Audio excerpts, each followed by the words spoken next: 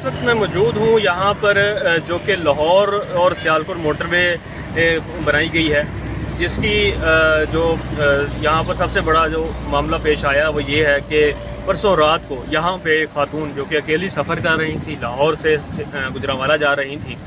वो खातून के हमरा उनके 2 बच्चे भी थे और वो यहाँ पर खड़ी थी अपनी गाड़ी के हमरा। उनकी गाड़ी का पेट्रोल ख़त्म हो गया था। उन्होंने मोटरवे पुलिस से मदद तलब की। मोटरवे पुलिस ने कहा कि ये इलाका उनके अंडर नहीं आता, इलाका उनके अंडर नहीं आता। ये वाकई बाद में तस्दीक भी हुई। कागजात करके FWO ने अभी उनका ये चार्ज उनके हवाले नहीं किया यहाँ का।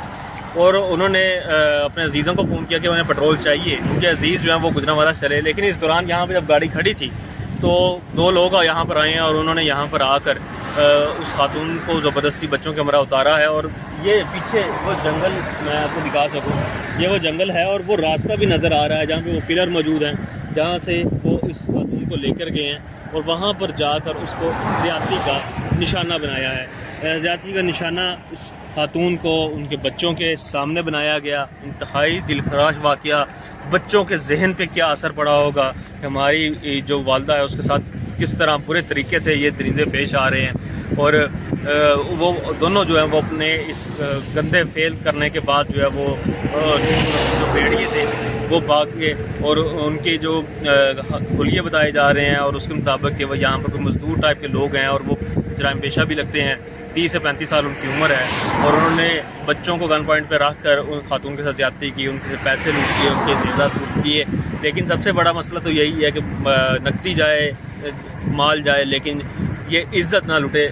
लेकिन लाहौर की हदूद में, गुजरपुरा पुलिस की हदूद में, ये थाना की हदूद में ये इलाका है जहाँ पर ये वाक़या पेश आया है और इस पर हर आंख अशबार है। तमाम अफराद जो है उनकी तरफ से मुल्क भर में से जो है ना वो इस वक्त मजम्मत की जा रही है।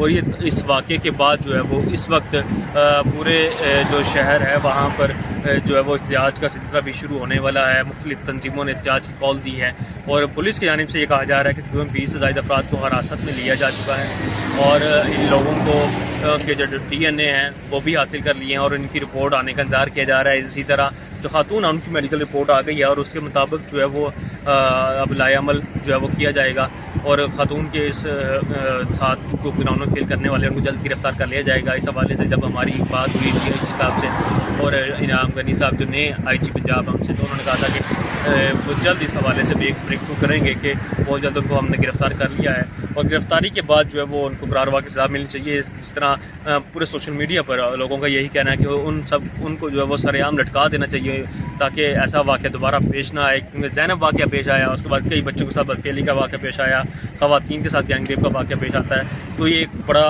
ख़तरनाक और बड़ा ही अफसोसनाक वाक़या था कि खातून जो अपने बच्चों के हमरा मौजूद है वो खुद सेफ़ नहीं है ड्राइव करते हुए। और अगर तो इसलिए तमाम लोगों से ये भी इल्तमास है कि अपने हमरा अगर कोई खातून सफ़र कर रही हैं रात के वक्त में ख़ास तौर पर, तो वो अकेले सफ़र ना करें, उनके साथ किसी मर्द का होना ज़रूरी है ताकि वो किसी ऐसे वाक़े का पेश साबित ना हो उनकी ये कोताही। चैनल को देखते रहिए, सब्सक्राइब कीजिए, शेयर कीजिए।